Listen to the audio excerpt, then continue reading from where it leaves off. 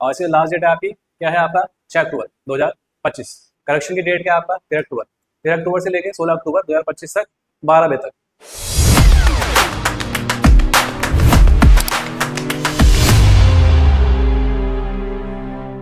Hello दोस्तों, स्वागत है आपका हमारे यूट्यूब चैनल पीआर के स्टडी पॉइंट। तो आज मैं आपके लिए एक बहुत ही इंपॉर्टेंट नोटिफिकेशन लाया हूं, जो आपका सामने आपको दिख ही रहा होगा। तो 2 वर्ष का आपका डीएलएड का जो आपका प्रशिक्षण हेतु प्रवेश परीक्षा 2025 है ना।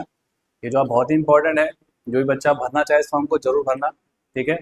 तो बाकी इसका हम मेन इसके पॉइंट देख लेते हैं, किस प्रकार की इसकी डेट है, फॉर्म भरने की डेट क्या है, शैक्षिक योग्यता क्या है, कब इसका एग्जाम होगा, किस प्रकार से चयन होता है, कैसा इसका जो एग्जाम आएगा, कौन कौन से क्वेश्चन आएंगे, है ना। तो वो हम जल्दी में इसको थोड़ा सा देख लेते हैं, ठीक। तो इसमें क्या है, पहला पॉइंट तो देखो, ये आपका ओपनिंग डेट। इसकी ओपनिंग डेट है आपका ऑनलाइन एप्लीकेशन की। भरने डेट क्या है आपकी 7 सितंबर, है ना। 7 सितंबर से भरने की डेट है। जो लास्ट डेट है सबमिशन की, ऑनलाइन फॉर्म ही भरा जाएगा, ऑफलाइन फॉर्म ये नहीं भरा जाएगा, ये भी आप ध्यान रखना, ठीक है। और इसकी लास्ट डेट है आपकी क्या है आपका 6 अक्टूबर 2025। और जो फी आपकी डिपॉजिट करने की जो लास्ट डेट है वो है आपका 8 अक्टूबर 2025, ठीक। बाकी करेक्शन की डेट क्या है आपका 13 अक्टूबर। 13 अक्टूबर से लेके 16 अक्टूबर 2025 तक 12 बजे तक, 12 PM तक आपका डेट दे रखी, ठीक।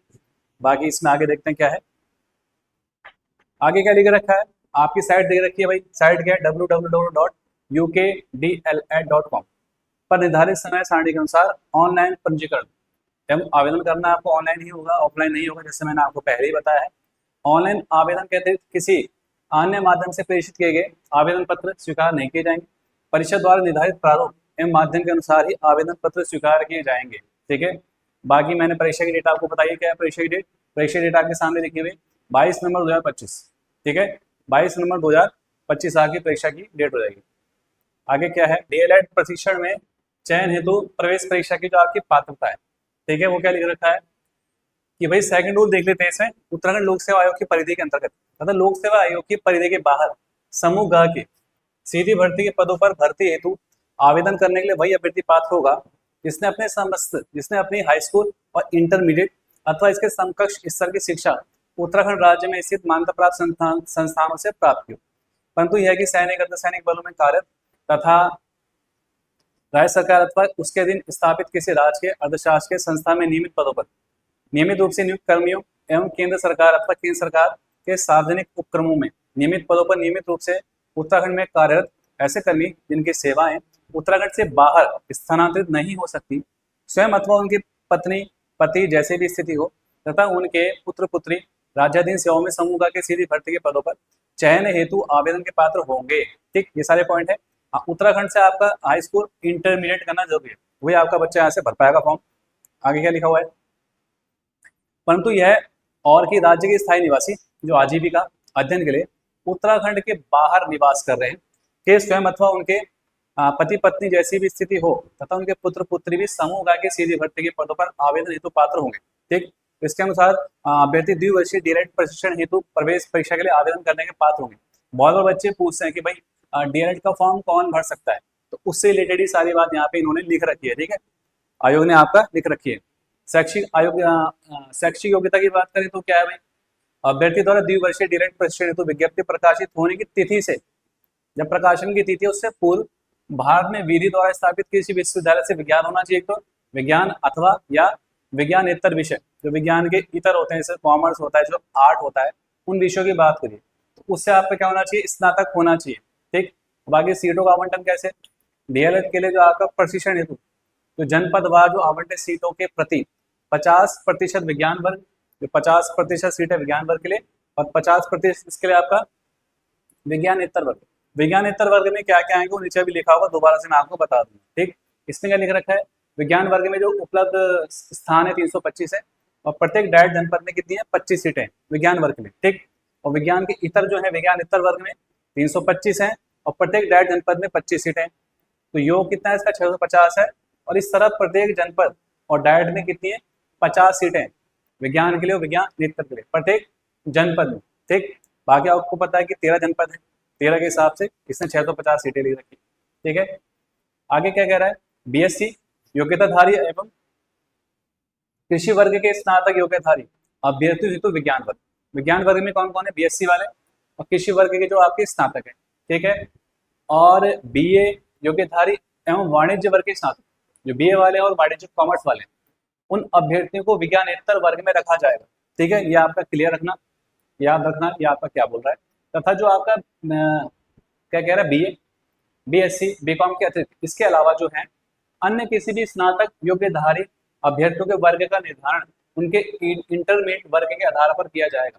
और इंटरमीडिएट कृषि वर्ग के ऐसे अभ्यर्थी, इंटरमीडिएट के ऐसे अभ्यर्थी जो उक्त से इतर अन्य वर्गों से स्नातक है, इसके अलावा भी कुछ वर्ग होते हैं, तो विज्ञान वर्ग में आवेदन कर सकेंगे, ठीक। इंटरमीडिएट वाणिज्य वर्ग के ऐसे अभ्यर्थी जो उक्त से इतर अन्य वर्ग से स्नातक है, तो विज्ञानेतर वर्ग में आवेदन कर सकेंगे। ये पॉइंट भी इंपॉर्टेंट है, ठीक। बाकी याद रखेंगे आपका बीएससी कृषि वर्ग विज्ञान वर्ग में, और बीए और वाणिज्य वर्ग आपका स्नातक जो आपका उसमें आ जाएगा विज्ञानेतर वर्ग में, ठीक है, विज्ञानेतर वर्ग में। ठीक है, आगे देख लेते हैं क्या है आयु सीमा। आयु सीमा क्या है इसकी? आयु सीमा देख लेते हैं। आयु सीमा जो आपका अभ्यर्थी की आयु प्रशिक्षण प्रारंभ होने वाले वर्ष की प्रथम जुलाई, प्रशिक्षण प्रारंभ होने वाले वर्ष की प्रथम जुलाई अर्थात 1 जुलाई 2026 को 19 वर्ष से कम तथा 30 वर्ष से अधिक ना हो, ठीक है। 19 वर्ष और 30 वर्ष का क्राइटेरिया इसमें रखा है। आरक्षित वर्ग के अभ्यर्थियों को कार्मिक विभाग के शासनादेश के अनुरूप अधिकतम आयु में सीमा छूट प्रदान की जाती है। आपको पता ही है, जो भी आपके आरक्षित वर्ग के होते हैं उनको छूट दी जाती है। न्यूनतम आयु सीमा में किसी प्रकार की छूट नहीं है, वो आपको पता ही है, अधिकतम में दी जाती है। भूतपूर्व सैनिकों के लिए आयु सीमा में छूट जो है केवल स्वयं के लिए राज्य सरकार द्वारा समय समय पर निर्गत शासनादेश के अनुरूप नियम अनुसार देय होगी। जो भी शासन के अनुसार छूट होती है वो दी जाएगी, मतलब छूट दी जाएगी। बाकी इसमें जो छूट जहाँ पे नहीं दी जाएगी उनकी आपकी डेट भी लिख रखी है ना। जो आपकी आयु क्या होनी चाहिए वो आपका क्या है 19 और 30 वर्ष, 19 से कम ना हो 30 से अधिक ना हो। आगे डीएलएड प्रशिक्षण सेमेस्टर जो परीक्षा शुल्क विवरण है, जो शुल्क विवरण क्या है, आपकी कितनी फीस ली जाएगी। इसमें कह रहा है द्विवर्षीय डीएलएड प्रशिक्षण स्ववित्त पोषित रूप से संचालित किया जाएगा। स्ववित्त मतलब खुद का एक तरह से खुद के द्वारा जो धन दिया जाएगा उसके द्वारा आपका डीएलएड का कोर्स होगा। द्विवर्षीय डीएलएड प्रशिक्षण हेतु प्रत्येक प्रशिक्षण जो आपका प्रशिक्षणार्थी से प्रतिवर्ष कितने लिए जाएंगे, प्रतिवर्ष 35,000 रुपये, 35,000 रुपये मात्र प्रशिक्षण शुल्क लिया जाएगा। एवं प्रत्येक प्रशिक्षणार्थी से प्रति सेमेस्टर 850, प्रतिवर्ष 35 और प्रति सेमेस्टर 850 रुपये शुल्क लिया जाएगा। और प्राप्त शुल्क निदेशक अकादमी शोध एवं प्रशिक्षण उत्तराखंड देहरादून के निवर्तन पर रखा जाएगा, ठीक है। बाकी इसकी याद रखेंगे क्या क्या है, शुल्क कितना है इसका। पाठ्यक्रम लिख रखा है, पाठ्यक्रम क्या होगा, पाठ्यक्रम क्या होगा, द्विवर्षीय डीएलएड प्रशिक्षण प्रवेश हेतु लिखित परीक्षा का आयोजन किया जाएगा। इसमें वस्तुनिष्ठ प्रकार की होगी, ऑब्जेक्टिव में जो आपके क्वेश्चन आते हैं वैसे ही होंगे। परीक्षा की अवधि कितनी होगी, 2.5 घंटे की, जिसमें क्या क्या आएगा 200 प्रश्न होंगे। कितने टोटल 200 में क्या है, और प्रत्येक प्रश्न पर 1 अंक होगा, एक सही हो तो आपको 1 अंक मिलेगा, 200 सही होंगे तो 200 मिलेंगे। प्रत्येक प्रश्न के 4 विकल्प होंगे जैसा कि होता ही है, इसमें 1 विकल्प सही होगा, ठीक, यदि 3 गलत होते हैं। प्रश्न मुख्यतः सामान्य ज्ञान का, सामान्य ज्ञान बोध, सामान्य बुद्धिमत्ता तर्क शक्ति जिसको आप रीजनिंग कहते हैं, संख्यात्मक योग्यता जिसको आप मैथ्स कहते हैं, एवं शिक्षण अभिरुचि विषयों पर कुछ टीचर से रिलेटेड शैक्षणिक विषय से संबंधित कुछ ऐसे क्वेश्चन भी आते हैं जो इजी होते हैं। आपको उसके लिए कुछ विशेष प्रकार की मेहनत नहीं करनी होती, ठीक, या आप पेपर में जाके भी कर सकते हैं, थोड़ा आपका वहाँ पे कॉमन सेंस काम आएगा, ठीक, ऐसे क्वेश्चन भी इसमें होते हैं। बाकी बता ही दिया मैंने 200 नंबर का पेपर होता है। और क्या क्या इसमें, हाँ आपकी जो इसमें परीक्षा शुल्क है, जो आप एप्लीकेशन फॉर्म भरते हैं ना, जो आपको परीक्षा शुल्क देना होता है, उस परीक्षा में बैठने के लिए शुल्क लेती है सरकार। क्या है वो, ये है आपका सामान्य के लिए और अन्य पिछड़ा वर्ग के लिए, ओबीसी के लिए 600 रुपये है। और आपका एससी और एसटी अनुसूचित जाति अनुसूचित जनजाति वर्ग के जो अभ्यर्थियों के लिए कितना है 300 रुपये। बाकी इसके लिए जो दिव्यांग लोग हैं उनके लिए कितना दे रखा है 150 रुपये मात्र। यह आपका हो गया परीक्षा शुल्क, ठीक। आगे क्या है, ठीक है, इसमें देख लेते हैं मूल्यांकन पद्धति क्या है। नेगेटिव इसमें मार्किंग है नहीं, नेगेटिव मार्किंग है तो किस प्रकार से उसमें देखते हैं। परीक्षा में OMR जो उत्तर पत्र का प्रयोग किया जाएगा, OMR आता है आपको पता है। परीक्षाओं में केवल बहुविकल्पीय प्रश्न होंगे, ऑब्जेक्टिव फॉर्म होंगे। प्रत्येक प्रश्न के 4 उत्तर होंगे, इनमें से केवल एक ही उत्तर सही होगा, वो आपको पता है। अब आगे क्या है, प्रत्येक प्रश्न का सही उत्तर अंकित करने पर, सही उत्तर अंकित करने पर आपको 1 अंक मिलेगा। एवं गलत उत्तर, गलत आपने कर दिया और एक से अधिक उत्तर कर दिए, गोले कर दिए, और या तो आपने गलत लिख दिया, त्रुटिपूर्ण करके गोला कर दिया हो, से उत्तर अंकित करने पर इस प्रकार से कुछ भी आप करोगे तो शून्य, जीरो मिलेगा।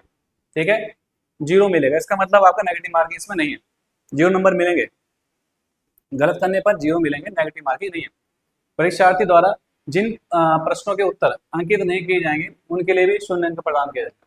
मतलब एक क्वेश्चन करोगे सही होगा तो एक नंबर मिलेगा, अगर आप गलत करते हैं या एक से अधिक गोला करते हैं या आधा गोला करके आ जाते हैं या नहीं करते हैं, उसके लिए कोई अंक आपको नहीं दिया जाएगा। ठीक है, और ना ही नेगेटिव मार्किंग होगी। इसका मतलब नेगेटिव मार्किंग नहीं है, जितने आपके सही होंगे उतने ही आपको नंबर मिल जाएंगे यहाँ पे। ये यहाँ पे एक प्लस पॉइंट है। ठीक है, जो अधिकतर पेपरों में आपको पता है देखने को मिलता नहीं, वो डीएलएड में है। तो जो भी बच्चा ऐसा चाहता है, उसको लग रहा है कि नेगेटिव मार्किंग तो यहाँ पे नहीं है, मैं अच्छा कर सकता हूँ, तो वो डीएलएड का फॉर्म जरूर भरे। ठीक है, जो भी आपका ग्रेजुएशन जिसने कर रखी है। तो मैंने आपको डीएलएड से रिलेटेड मेन मेन पॉइंट ही बताए। इसके अलावा भी आपको कुछ क्वेरी है, कुछ पूछना है, तो कमेंट बॉक्स में कमेंट कर देना, हम आपको उसका रिप्लाई जरूर करेंगे। बाकी एक बार डेट मैं और बता देता हूँ आपको, जो इसकी ऑनलाइन एप्लीकेशन की जो लास्ट डेट है वो 6 अक्टूबर है, और फी की लास्ट डेट जो है वो आपका 8 अक्टूबर। ठीक है, 8 अक्टूबर के बाद फी नहीं डिपॉजिट होगी, और 6 अक्टूबर के बाद कोई भी आपका ऑनलाइन एप्लीकेशन फॉर्म सबमिट एक तरह से सबमिट नहीं होगा। और मैंने पहले ही बताया आपका ऑफलाइन नहीं है, पूरी की तरह से आपका, पूरी तरह से क्या आपका ऑनलाइन ही आपका फॉर्म में भरा जाएगा। ठीक है, तो जाइए साइड में जल्दी जाके फॉर्म भर दीजिए।